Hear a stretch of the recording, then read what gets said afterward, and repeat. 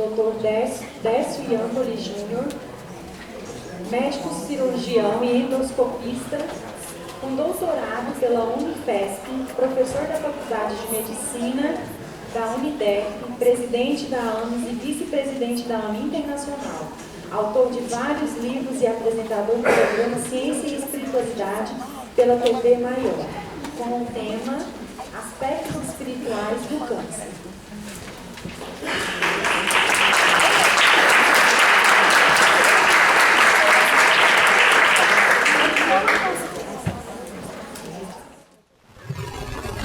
Um bom dia a todos.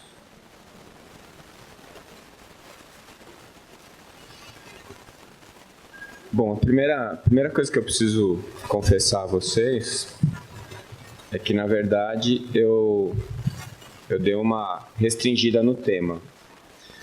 Aspectos espirituais do câncer, quando eu paro para pensar nesse tema, passa tanta coisa na minha cabeça que eu acho que não daria para falar em 40 minutos, e também eu não sei nem se eu teria todos os argumentos para discutir esse assunto.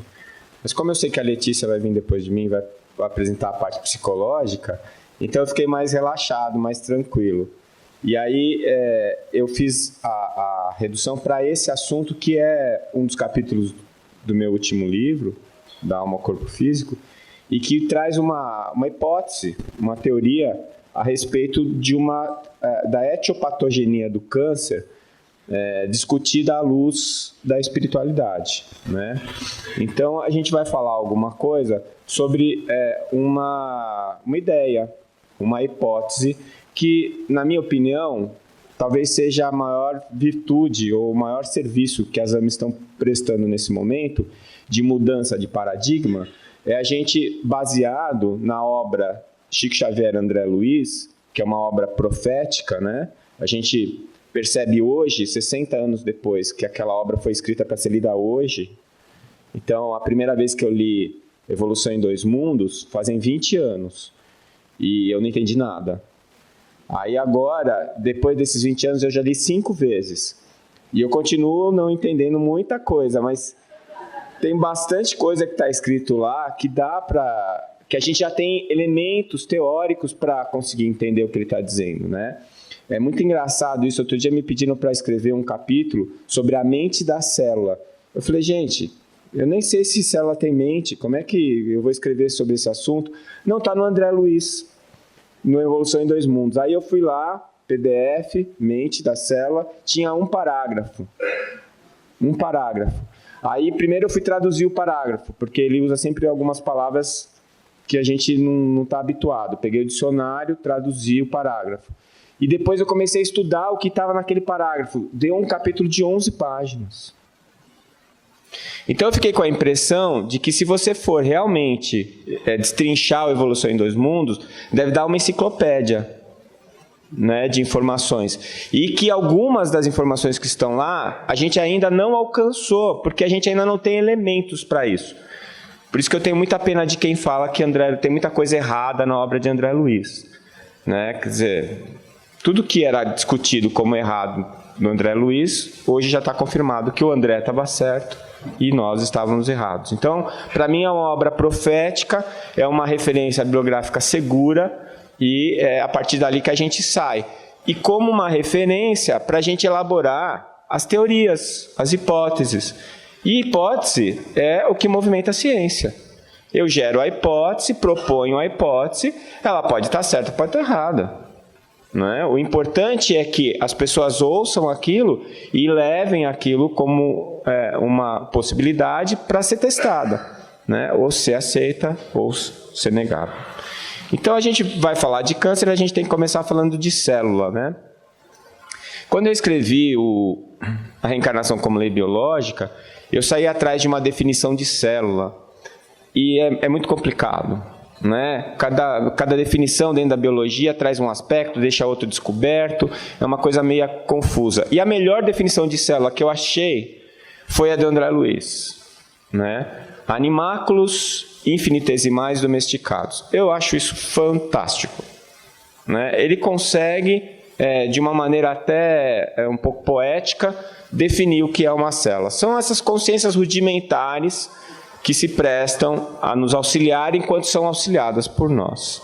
E essas células, elas formam um condomínio, que é o nosso corpo biológico, cujo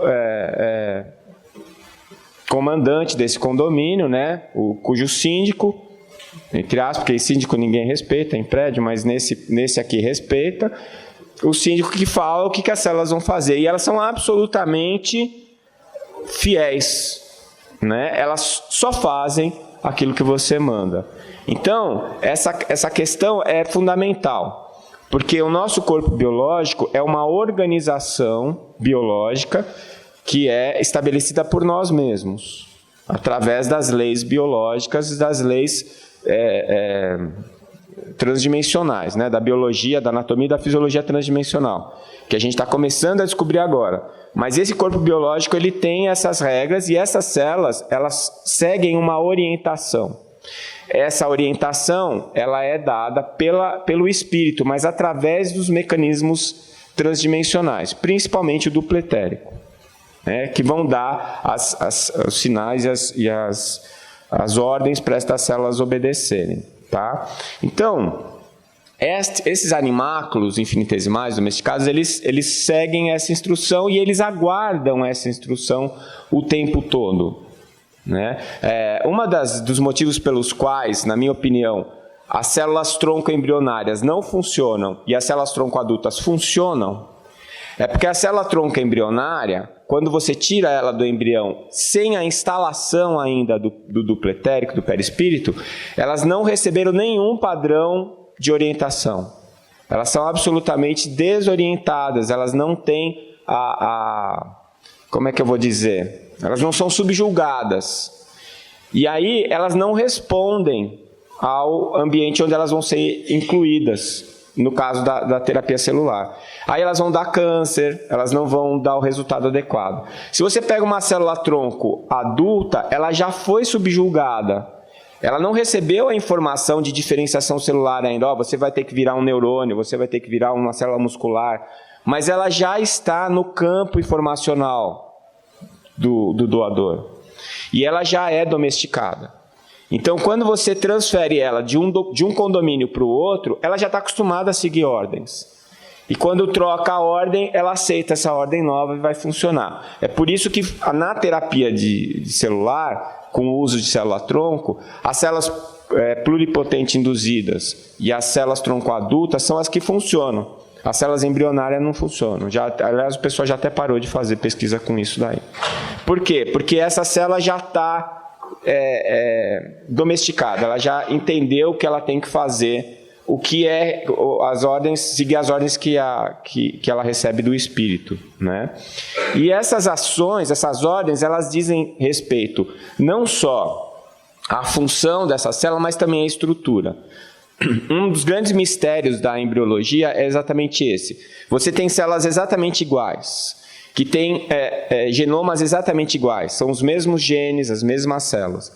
Por que uma célula desenvolve a estrutura dela para virar um neurônio e a outra para virar uma célula muscular? Quem que diz para a célula o que ela tem que fazer? E mais, por que essa célula que virou um neurônio, por que ela sobe? Por que ela vai para a posição cranial? Por que a célula do músculo vai assumir a posição lateral, ou inferior, ou posterior? Quem que diz para essa célula onde ela tem que ficar e o que ela tem que fazer? Quais são os genes que precisam ser ativados e aqueles que têm que ficar dormentes dentro do núcleo dela? Essa estrutura que a genética, até hoje a embriologia não conseguiu estabelecer, como é que isso se dá, é que o Rupert Sheldrake chamou de campo biomórfico, e que nós chamamos de perispírito, né? Então, existe um comando que vem de algum lugar e que diz para aquela célulazinha que ela tem que fazer, o que ela tem que fazer e onde ela tem que ficar. E ela faz exatamente aquilo. Tá? Um dos aspectos que eu acho importantes, que também é uma opinião minha, é que assim, essa célula ela não tem memória de longo prazo. Então, a informação que eu passo para ela precisa receber essa informação constantemente. Não é uma coisa assim que eu falo para ela uma vez e tá bom, ela vai fazer aquilo o resto da vida. Não. Se ela parar de receber aquela informação, ela se desorganiza. Como é que eu sei isso? Bom, se eu pegar uma célula que está já diferenciada, tirar essa célula do doador, colocar numa placa, no laboratório e numa substância nutritiva, para fazer uma cultura daquela célula, aquela célula começa a se multiplicar, mas ela perde a diferenciação, ela volta a ser uma célula indiferenciada. Por quê? Porque ela está se multiplicando, mas dentro desse processo de multiplicação não tem ninguém dizendo para ela, é para você continuar sendo um músculo. Então ela vai se multiplicar, vai usar toda a carga genética que ela tem, mas dentro de um automatismo. Porque ela não faz absolutamente nada de diferente daquilo, a não ser que ela esteja recebendo alguma ordem ou alguma instrução a respeito disso, né?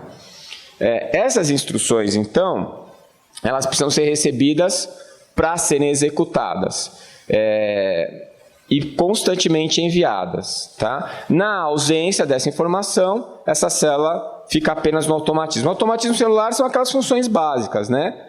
Nutrição, excreção, a obtenção de a respiração celular, né, e a multiplicação, né, quando tem. Se a gente for falar de sistema nervoso central, isso é perdido, né? O grau de especialização da célula, ela abre mão da mitose para se especializar em neurônio. O grande lance que eu acho é assim, como é esse sistema? Como é que essa célula, através de quais estruturas, através de quais mecanismos essa célula vai receber a instrução? Então, esse é o desafio que, na minha opinião, se coloca para entender, decifrar, entender a interface físico-etérica. O que seria essa interface físico-etérica? É uma definição, foi dada por Richard Gerber, no livro Medicina Vibracional. Interface entre o biológico e o espiritual. Que, na minha opinião, esse espiritual nem é espiritual, é matéria ainda, mas em duas dimensões diferentes. É o que a gente tem chamado de fisiologia transdimensional e anatomia transdimensional. Como é que isso se dá? Então, ontem, o Vicente já falou algumas coisas a respeito disso. Ele citou a doutora Candace Pert, a doutora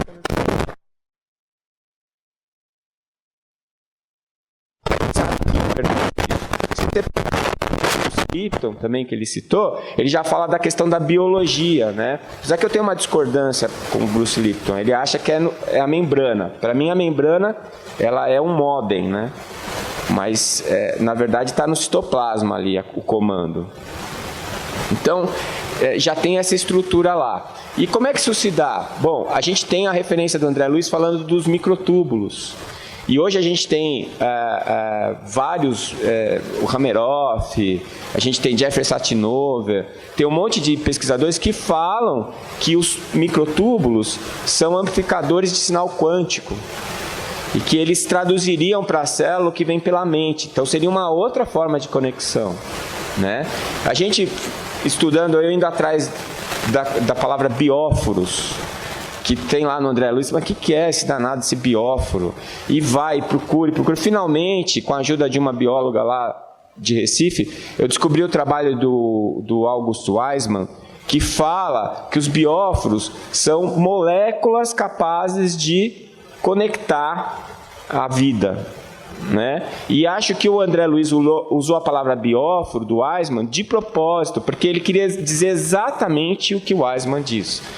Com o detalhe que o Weismann falou isso antes da descoberta dos genes, né? Ele percebeu isso antes. Então seria outra forma de conexão. Recentemente, uma pergunta que eu fiz para o Dr. Dias da Cruz, através da mediunidade do Andrei, o Dr. Dias da Cruz fala que os aminoácidos, de uma maneira geral, servem à vida, mas que os aminoácidos essenciais seriam âncoras de conexão com a vida, que combina com o que o Weismann fala.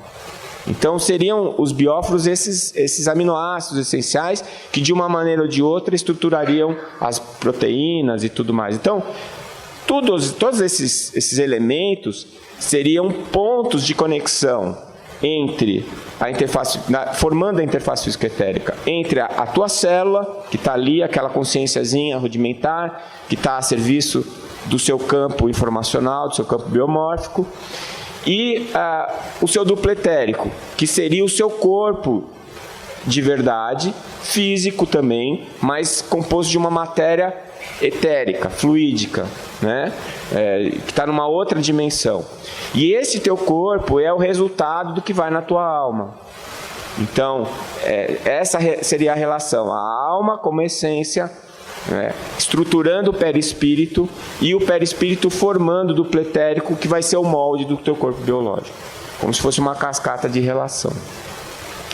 Dentro dessa conexão, a gente tem que pensar que a diferença entre a matéria que forma o teu corpo biológico e a matéria que forma o teu duplo etérico, o teu perispírito, é a energia. Então, a velocidade com que as partículas vibram, que na verdade não seriam nem partículas, seriam umas cordinhas, né? Se a gente levar em consideração a teoria das supercordas. Então, a diferença entre uma partícula que forma o teu corpo físico e uma partícula que forma o teu corpo espiritual, seria que a partícula do corpo espiritual, ela vibra a uma velocidade acima da velocidade da luz, enquanto a partícula que forma o teu corpo vibra numa velocidade abaixo, né? Então, o André Luiz falou isso também, e alguns físicos já falam que a matéria é a luz coagulada. Então, o que isso significa? Significa que a matéria do teu corpo é uma matéria de baixo nível energético. Portanto, ela está meio congelada, parada, ela se movimenta pouco. Enquanto que o seu perispírito se movimenta muito mais. Então, o que acontece? Todos os sinais de informação que são emitidos pelo seu espírito, pela sua alma, eles impactam no teu perispírito de uma maneira imediata. Por quê? Porque o grau de energia que forma esse teu corpo físico, espiritual, é muito alto. Já do corpo perispiritual, do duplo etérico, para o corpo físico, há um retardo. Por quê? Porque a velocidade com que as partículas vibram aqui é muito baixa. Eu uso sempre essa metáfora para a gente entender. Imagina que você está diante de dois espelhos. Um está do lado direito e um do lado esquerdo. E você está na frente desses dois espelhos. E aí, o primeiro espelho é o teu perispírito, o segundo é o teu corpo físico, e você é a alma. Se você levantar o braço, o que vai acontecer? Olha para o espelho da direita, que é o do perispírito. Você levantou o braço, o que vai acontecer? Você vai ver o quê? O braço levantar. É ao mesmo tempo, é antes ou depois? Ao mesmo tempo. Na verdade, é um pouco depois. Por quê? Porque o que você está vendo é uma imagem. Então, a luz bate no teu corpo, bate no espelho, volta para a tua retina. A tua retina decodifica isso, manda para o tálamo manda para o córtex occipital. Você interpreta a imagem, devolve, né, para a tua área de Wernicke. A tua área de Wernicke fala, sou eu, é a imagem no meu espelho levantando o braço. Isso demora alguns milissegundos. Então, quando você levantou o braço, alguns milissegundos depois, a imagem levantou o braço junto. Tá tudo bem, é isso mesmo, né? Mas imagina que o teu espelho do lado esquerdo é o teu corpo físico. Quando você levantou o braço aqui, o espelho ali levantou o braço junto e o outro ficou assim, parado. O que acontece? Você vai sair correndo, né? Você levantou o braço, a imagem não levantou, você, né? Espiritismo fica para depois, vou sair correndo, né? Por via das dúvidas, né? Mas na verdade é o que acontece. Por quê? Porque até o sinal chegar lá no espelho, em vez de alguns milissegundos, demora alguns meses. Né? Nesse livro do Dr. Richard Geber, ele fazia uma desconexão dos meridianos acupunturais que iam para o fígado do rato. E 3 meses depois o rato desenvolvia cirrose. Né? Se você levar em consideração que o metabolismo do rato é 7 vezes maior que o do homem, você pode multiplicar por 7, esses 3 meses seria o tempo que a gente demoraria para impactar no nosso corpo biológico algum sinal que vem do seu corpo físico, tanto benéfico quanto maléfico. Né? Então, o Dr. Dias da Cruz fala muito isso também. Tem que haver uma saturação do sinal. Então, vamos supor que eu levanto o braço e abaixo, o perispírito levantou e abaixou, não vai mudar nada para o corpo físico. Porque ele vai receber, o sinal não vai chegar nele. Eu preciso saturar o sinal. Então eu preciso ficar com o braço levantado um bom tempo para que ele levante o braço. E o inverso é verdadeiro. Se eu abaixar o braço, ele vai demorar um tempo para abaixar também. Então, o que eu estou querendo dizer é que os sinais emitidos, eles têm um efeito imediato no perispírito, mas tem um delay para o corpo físico. Então, tanto o sinal patogênico quanto o sinal salutogênico que eu mandar para esse corpo físico, eu preciso esperar esse delay acontecer. Eu preciso saturar o perispírito com aquela informação para que ela atinja essas células de uma maneira consistente, a ponto da célula mudar o seu comportamento, né? A ponto dela retroceder em alguma malfunção que ela se colocou. Então, essa questão da comunicação entre a mente e o corpo, que eu acho que é a grande construção da ciência desse próximo século. A gente está atrás disso, já existe um interesse muito grande pela comunidade científica, e eu acho que a instrumentalização dessa pesquisa está crescendo cada vez mais, com aparelhos de neuroimagem funcional, com aparelhos de percepção de campos energéticos, e a própria tecnologia vai levar a gente para esse patamar em que a gente possa identificar essas alterações. O que hoje a gente depende de um médium para te dizer, falar, olha, o teu chakra genésico está com uma cor ruim. Isso significa que você está com algum problema na esfera sexual? Não, não estou. Bom, então vai estar. Daqui a pouco vai aparecer, né? Porque demora, tem o delay. Então, aí você pode fazer uma medicina preventiva, você tentar diagnosticar o problema e reverter antes dele se manifestar fisicamente. Mas, por enquanto, você depende de um médium confiável, né? Mas vai ter um tempo que você vai fazer uma tomografia para ver chakra, né? Pede um perispiritograma. Com contraste ou sem contraste? Não, sem contraste. O convênio paga? Não, o convênio não paga, vai ter que pagar particular, né? E aí no perispiritograma vai vir lá, alteração de frequência de onda do chakra gástrico. Sugerimos alterações gastroentéricas. Né? O padrão de vibração alterado, alto demais, baixo demais. Aí você vai prescrever para o cara, olha, você precisa se acalmar. Né, meditação 3 vezes por dia, e eles vão continuar não fazendo, vai continuar tudo igual, na verdade, né? Você fala para o paciente que não pode beber, ele continua bebendo, você fala que não pode fumar, ele continua fumando, mas a gente faz a nossa parte, né? E aí, essa conexão, a gente entendendo ela, a gente vai entender praticamente todas as manifestações patogênicas, que elas vêm de fora também, mas o estímulo patogênico vem de fora, mas a patologia só se instala se você aceitar aquilo de dentro para fora, né? Então, o Vicente falou ontem também, 80% das pessoas que entram em contato com o vírus, são picados pelo Aedes e entram em contato com o vírus, não tem a doença. O agente patogênico veio de fora para dentro. Por que ele não desenvolveu a doença? Porque ele não está disponível para isso, né? É assim, às vezes eu começo a ficar gripado e falo, pode parar. Vai dar, tem palestra semana, tem que trabalhar. Pode cortar essa onda aí que eu não vou ficar doente agora. Não vai dar. Aí dá umas 2 espirradas, 3, toma vitamina C e passa. Né? A doutora Marlene contava que o Chico conversava muito com as células e falava assim, meninas, eu sei que vocês estão com fome, mas tem muita gente esperando. Vamos acalmar? Daqui a pouco eu resolvo o problema de vocês. Vocês me ajudam agora, depois eu ajudo vocês. Né? Ela falava que o pessoal olhava, no começo achava estranho, mas depois se acostumou. Né? E esse diálogo com as células é um diálogo que nós travamos sem perceber. É o nosso subconsciente que trabalha nesse nível. E isso daí faz com que a gente modifique a maneira da gente ver o binômio saúde e doença, né? Amanhã eu vou falar sobre as terapias espirituais, aí a gente volta nesse assunto. Mas a gente tem que, essa forma de ver o nosso corpo e a relação do nosso corpo com a gente mesmo, ela provoca uma revolução muito grande no nosso padrão de saúde e doença, no nosso conceito do que é bom, o que é ruim, o que é saudável e o que não é saudável, né? Então, o perispírito seria essa estrutura tetradimensional. Uma vez me perguntaram, o que é tetradimensional? Bom, para falar bem a verdade, eu não sei.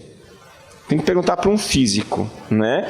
Mas é a 4ª dimensão. É altura, profundidade, largura e algo mais, né? E essa quarta dimensão, ela estaria muito, muito próxima do nosso plano físico. Pela teoria das supercordas, são 10 dimensões. Então, a gente poderia imaginar, né? E aí, se você for para a literatura oriental e a gente for pensar em outras fontes de informação, a gente vai ver que as camadas do perispírito, né, que o perispírito seria formado por vários outros corpos, elas estariam relacionadas com essas dimensões aí. Então a gente está só entendendo entre a física e o duplo etérico, mas teriam outras tantas até chegar na alma. E esse perispírito seria o que o Dr. Rupert Sheldrake chama de modelo organizador biológico. Então, se eu vou fazer essa aula numa faculdade, num curso, numa liga, ou num curso de extensão ou de pós-graduação, aí eu falo modelo organizador biológico, Dr. Hernani Guimarães, ou campo biomórfico, que eles acham mais bonito, além do que campo biomórfico, o autor é o Rupert Sheldrake, não é diferente de ser o Hernani. Né? Então o pessoal gosta disso. Mas entre os espíritos eu posso falar perispírito, que todo mundo vai entender, é a mesma coisa, né? O conceito é o mesmo, a nomenclatura que muda. E eles orientam, seria essa estrutura que orienta a distribuição e diferenciação celular. Tá? Eu já falei da questão da embriologia. Então, essa informação de estrutura e função, ela é quem vai dizer para essas células que no início são todas iguais, né? Quando ela forma lá, o zigoto começa a formar a mórula, a blástula, até ela começar a sua diferenciação celular, né? E aí ela começar a desenvolver todas as estruturas funcionais a ponto de eu ter o meu corpo pronto, né? O meu corpo físico estabelecido. Então, mesmo quando eu tenho uma carga genética adequada e não tenho nenhuma alteração genética ali, eu posso ter o meu molde defeituoso, né? E isso daí, quem estudou muito isso foi o Dr. Ian Stevenson, nas lembranças de vidas passadas, quando ele faz a conexão entre as malformações congênitas e a maneira como a pessoa morreu ou desencarnou na última encarnação, né? Então, geralmente, quem lembra da vida passada foi quem morreu em morte violenta e um desencarne rápido. E a lesão que causou o desencarne geralmente fica impressa no perispírito. Quando ele vai reencarnar, ele imprime aquilo lá. Então você vai ter marcas, manchas, recessos, áreas de alopécia e uma série de elementos que ele conseguiu fazer essa relação. Ele pegava, media as marcas e ia lá na necrópsia do paciente, que foi a última encarnação daquela pessoa, e fazia essa conexão. Então, mostra como que o nosso corpo ele obedece a esse padrão tetradimensional, né? Esse modelo organizador biológico. Muito bem, dito isso, eu posso começar a falar do câncer, né? Que era para isso que a gente veio aqui. Por quê? Porque, na verdade, as neoplasias, né? Que a gente chama de câncer de uma maneira genérica, as neoplasias são neoformações, né? Neo novo, plasia de forma, né? E as neoplasias elas podem ser benignas ou malignas. O que é uma neoplasia benigna? É quando você tem alteração da forma, mas não da função especificamente. Ou seja, eu tenho uma multiplicação anormal das células daquele tecido, mas todas aquelas células multiplicadas são exatamente iguais às células que elas tiveram origem. Então, essas células, elas têm uma perda de orientação de estrutura, mas não de função. E a neoplasia maligna é quando a célula não só perde a estrutura, ela não sabe mais onde ela tem que ficar, mas ela também não sabe mais o que ela tem que fazer. E aí a gente diz que o tumor é mais diferenciado quando ele está mais perto da célula de origem. E esse é um câncer menos grave. E quando a célula se distancia mais da célula de origem, é o tumor indiferenciado, que chega ao ponto do patologista olhar a célula neoplásica e não ter ideia de onde ela veio. Qual foi o tecido que deu origem a ela. Esse é o câncer mais grave, mais maligno. Então, o que a gente percebe é um grau de perda de conexão, de instrução da célula. Ou seja, ela ou só não sabe onde ela tem que ficar, como ela pode chegar ao ponto de não saber onde ela tem que ficar, nem o que ela tem que fazer. E ela perde, inclusive, a orientação de diferenciação. Ela vai voltar a ser uma célula indiferenciada, totalmente desprovida de ordem, de orientação. Então, na verdade, se você tem células, e a gente produz células neoplásicas comumente, que são identificadas e destruídas pela nossa imunidade, mas se o paciente desenvolver uma neoplasia, significa que uma parte das células que formam o corpo dele perderam a comunicação com ele. Não é que elas se rebelaram, não. Elas não se rebelam. Elas são domesticadas e bem obedientes. O que acontece é que elas simplesmente já não sabem mais o que fazer. Elas perdem a conexão de continuidade, essa informação contínua, e elas acabam se desorganizando, quanto à forma e quanto à função. Tá? Essa multiplicação descontrolada já mostra um certo grau de desorientação, porque assim, os tecidos se multiplicam dentro de uma ordem. Inclusive, algumas células são orientadas a se suicidarem em alguns momentos, que é a apoptose. Quer dizer, a célula está num lugar que não é para ficar, está tendo uma reforma, uma modificação, fala, olha minha filha, pode se matar aí, porque você vai ser útil em outro lugar. Ela desencarna ali, vai encarnar em outro canto. Não é porque as células desencarnam também. Tá? Eu não acredito que elas tenham alma, mas elas, naquele momento que elas estão ali encarnadinhas, elas têm uma alma instável, que não é ainda o indivíduo, mas está ali, tem perispírito, tudo bonitinho. Né? Só que ela recebe a orientação. E essa orientação é, vai para cá, vai para lá, divide, não divide, se mata. E ela faz exatamente o que você mandar ela fazer. Tá? Mesmo que essa orientação seja ruim. Aí já o problema é de quem manda e não dela que executa. Tá? Então essa multiplicação descontrolada e a perda das características próprias dessa célula é que vão mostrar a neoplasia. Tá? A primeira coisa é a perda da orientação espacial, que forma o tumor. Né? Essa tumoração é essa multiplicação anômala. E depois a perda de orientação local, quando essas células elas formam o tumor e elas se descolam desse tumor e vão se assestar em outros pontos do organismo, que é a metástase.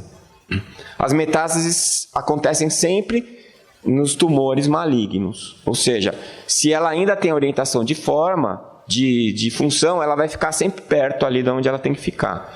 Mas se ela perder esse grau de orientação, ela se desloca e pode se assestar em qualquer outro ponto do corpo. Né? E vai se multiplicar sem saber o que está fazendo, nem aonde ela está, né? Quando ela perde a função. E aí é o caso mais grave. Bom, vamos para a hipótese. A hipótese é a seguinte, o André Luiz ele usa muito o termo tecido fisiopsicossomático, né? E para variar, um termo muito bom. Então, físio de físico, psíquico, porque está ligado à alma, e somático, porque faz o soma, faz a estruturação do corpo. Né? Quem seria esse tecido fisiopsicossomático? É o perispírito. É o perispírito. Então, o que seria o câncer? Aí é a minha hipótese. Tá? Isso pode ser uma grande bobagem. Tá? Usem isso como uma forma de exercitar o pensamento. Mas vamos imaginar, antigamente as mulheres usavam muito aquelas meias de nylon, lembrar que a minha mãe punha, era 5 minutos para ela sentar no carro, alguma coisa, já desfiava a meia, ela ficava com raiva e saía xingando a meia. Mas imagina que o perispírito seja uma meia de nylon. E que, se você tiver um furinho nessa meia de nylon, ou um esgarçamento, você pode ter o transbordamento dessas células. Então, vamos imaginar que o nosso corpo fosse uma grande meia de nylon, com todas as estruturas formadas por essa meia de nylon. A pele, os olhos, os órgãos, tudo. E que na hora que você vai encarnar, você vai pegar essa meia de nylon e encher de célula. Então, na medida em que você fez a conexão, você encarnou, você tem a meia lá, e aí você vai começar a encher essa meia com células. Conforme a meia vai enchendo, se tem um defeito no braço direito da meia, você vai nascer sem o braço direito, porque a célula vai ficar limitada por aquele campo informacional. Mas vamos imaginar que você tem lá um esgarçamento dessa meia. E aquelas células, elas podem vazar por ali. No momento que a célula vai vazar por ali, ela vai perder a instrução, porque só tem instrução as células que estão dentro da meia. Se ela vazar da meia, ela perde a instrução. E nesse momento, ela já não sabe mais onde ela tem que ficar. Então, na minha cabeça, tanto a metástase como o tumor, a metástase, a célula, ela escorreria por fora da meia. É que quando a gente olha o tumor, a gente não consegue enxergar com a nossa visão o que está nesse plano e o que está no outro.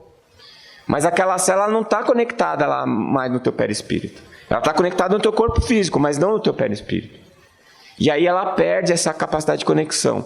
E para que serviria o tumor? Serviria pelo mesmo motivo que você forma um coágulo, por exemplo.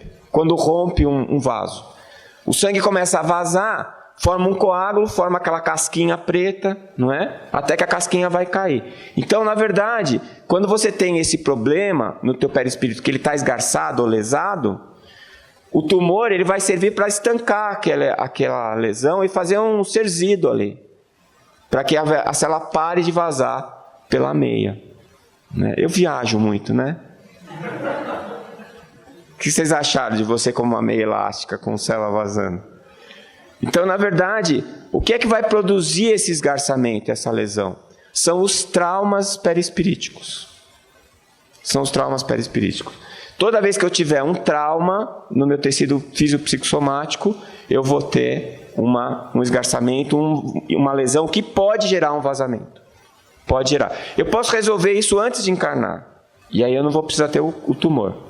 Tá? Mas se não der para resolver antes, você resolve na hora que encarnou, não tem problema.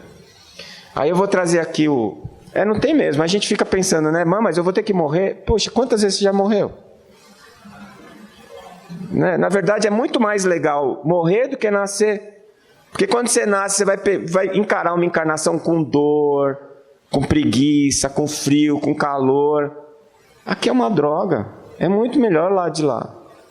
Né? É que não dá para ir antes, que aí você erra o caminho. Né? Os suicidas já nos contaram. Porque senão dá vontade, às vezes, de ir logo. O André Luiz falou isso aqui no livro dele, Evolução em Dois Mundos. Perturbações em prejuízo dos outros plasmam nos tecidos fisiopsicossomáticos que nos constituem o veículo de expressão determinados campos de ruptura da harmonia celular. Ele falou isso para a infecção e fala também para a neoplasia, que aliás estão bem próximas, né? Uma coisa da outra. Você vê, perturbações em prejuízo dos outros plasmam rupturas em você. Esse aqui é o pulo do gato, né? Depois ele fala o seguinte, desarticulado, pois o trabalho cinético das células nesse ou naquele tecido, aí se interpõem unidades mórbidas, quais as do câncer. Tá? Então, esse tecido fisiopsicossomático é a meia de nylon que eu falei para vocês. Então, a fisiopatologia ficaria assim. Quem age sobre o seu perispírito? Tem alguém que pode agir sobre o seu perispírito? Não, a única inteligência que pode agir sobre o seu perispírito é você mesmo. Essa é a melhor e a pior notícia que o Espiritismo dá. Né? É a melhor porque só depende de você. E a pior porque só depende de você. Né? Antigamente, aquela ideia do Deus velhinho, de barba, ele ia quebrar o meu galho. Era só fazer cara de coitadinho. Aquela cara de gato de botas, né? Com o olho assim grandão, faz um biquinho, ele ia quebrar o seu galho. Agora, com você não cola isso, né? Quando você diante de você mesmo. Então, a sua lesão de perispírito, quem provoca é você. Não adianta terceirizar a responsabilidade. Porque se tem alguma coisa ruim acontecendo no seu corpo, é porque o seu comando é errado. E se o seu comando está errado, é porque você fez bobagem. Não adianta ficar jogando culpa para os outros, responsabilidade para os outros. Tá? E, na verdade, isso vem da culpa, que a culpa gera autoflagelação. O que é a culpa? Você acha que você é o cara. Aí você faz uma bobagem. Aí você percebeu que você fez bobagem. Mas como é que você vai fazer bobagem se você é o cara? Aí você fica a pé da vida com você mesmo, se culpa, e qual é o resultado? Flagelação, autoflagelação. É você com o chicotinho batendo nas costas. E reclamando do outro. Minhas costas estão todas ruins, mas é porque...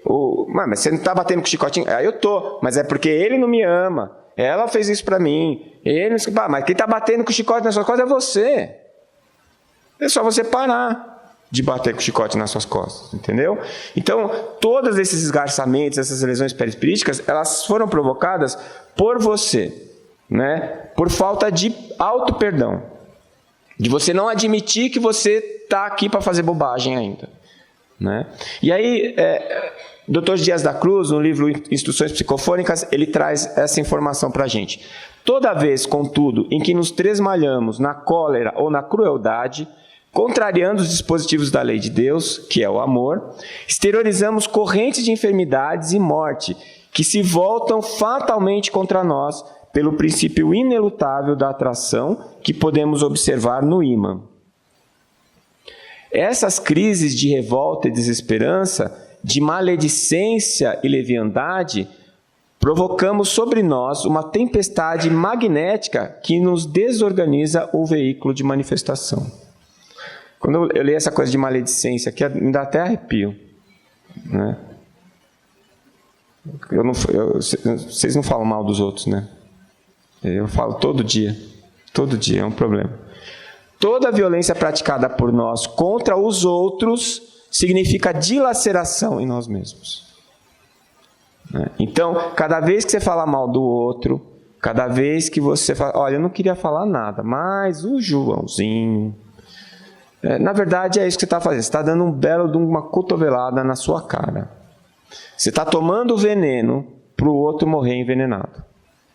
Você toma o veneno e fica esperando. Agora ele vai morrer, agora ele vai morrer, agora ele vai morrer. Mas, na verdade, é você que está lesando e está fazendo uma dissolução de continuidade do seu perispírito, né? Então, esse tecido fisiopsicossomático que é esgarçado. Esse esgarçamento leva à perda de contato com as células, que deixam de receber o controle sobre a sua multiplicação, diferenciação e posição, ficando à mercê do seu automatismo alimentado por sua vitalidade. Quer dizer, a célula tem vitalidade própria dela, mas ela perde a instrução. Transbordando o modelo organizador biológico, tal qual o sangue que transborda do vaso roto por um trauma que dissolveu a sua continuidade. Então, aí é a reparação, que eu já coloquei para vocês, como eu vejo o tumor, sendo uma reparação de uma lesão perispirítica, como o sangramento, para ocorrer a homeostase. E vai ocorrendo a ruptura com o transbordamento do tecido. Eu trouxe aqui uma foto de um paciente com doença de von Recklinghausen, que são tumores benignos, mas é bem a imagem que eu fiz da meia e do transbordamento, né? Só que aqui não é nenhum transbordamento grave, porque essas células se mantêm organizadas, não é maligno, mas é o que acometeu lá, que ficou famoso como homem-elefante. Então, tudo é uma questão de ação e reação. O grau de lesão é proporcional ao trauma e à sua recuperação também. Quanto maior a agressão ao seu perispírito, e isso depende não só do que você faz, mas como você vê o que você faz. Você pode fazer uma coisa muito grave e se perdoar por isso, por se entender uma pessoa em evolução. O se perdoar não significa que você não se arrependeu. Você vai continuar responsável pelo que você fez, mas não se culpar e se autoflagelar por isso. Até você ter uma pequena lesão, cometer um pequeno deslize e amplificar aquilo ao ponto de você provocar uma grande desorganização no seu perispírito e gerar uma doença até maligna, né? E essa lesão ela pode ocorrer imediatamente, então eu tenho o trauma e já logo manifesto a doença, ou ela pode ocorrer em 2 tempos, essa ruptura, que seriam as doenças congênitas, ou as malformações congênitas, ou às vezes até um oncogene que você traz de uma outra situação, de uma outra vida que vai acabar se manifestando nessa encarnação. Então, toda doença tem esses 2 fatores, predisponentes e desencadeantes, e, na minha opinião, para que aconteça uma doença, eu preciso desses 2 fatores sempre. Então, os fatores espirituais são muito importantes, e eles tanto podem agir como predisponentes como desencadeantes, mas eles também podem ser o grande fator saneador da lesão. E, em vez de eu manifestar a doença, com a própria modificação do meu padrão mental, eu consigo reverter aquela lesão perispiritual sem precisar ter o tumor. Lembrem-se que eu preciso saturar o perispírito, precisa saturar o corpo físico para ele manifestar. Então eu tenho um tempo entre o problema espiritual e a manifestação física. E isso que eu estou falando não elimina em absoluto nenhum desses outros fatores. A presença dos oncogenes, que são fatores predisponentes, a gente já sabe disso. Os hábitos alimentares, os hábitos de vida, fumar, por exemplo, a gente já sabe, está cansado de saber que causa câncer, né? Os fatores ambientais, o contato com problemas de ambiente, né, com poluição, com fatores que são oncogênicos, os fatores emocionais, que aqui também foi colocado ontem, que são muito importantes. Ninguém que está triste é saudável. Se você deprime também as suas células, deprime o seu sistema imunológico. E os fatores infecciosos, né? Quando apareceu a AIDS e a gente começou a ver paciente de 20 anos com câncer grave, a gente percebeu que as duas coisas estavam correlacionadas, né? Que era uma queda de imunidade. E aí André Luiz de novo que nos orienta. Quando o doente, porém, adota comportamento favorável a si mesmo, as forças físicas encontram sólido apoio nas irradiações de solidariedade e reconhecimento, conseguindo circunscrever a disfunção aos neoplasmas benignos, que ainda responde à influência organizadora dos tecidos adjacentes. Ou seja, está na nossa mão, né? Para o bem ou para o mal. Nossas ações atuais podem provocar o esgarçamento do tecido ou então prevenir rupturas. Depende do que a gente fizer. E para concluir, a gente coloca que as neoplasias não são, portanto, castigos ou punições divinas. Na verdade, elas são processos de reconstrução da nossa estrutura espiritual. Assim como a coagulação impede a exsanguinação e dá início ao processo de cicatrização, uma neoplasia pode ser aquilo que você precisava para pôr o ponto final em um grande problema perispirítico. Por isso que às vezes eu vejo alguns pacientes que têm uma doença neoplásica, que desencarnam pelaquela doença neoplásica, numa paz e numa serenidade absolutas. E é o que eu costumo dizer, são os pacientes que morrem curados, né? Muito obrigado.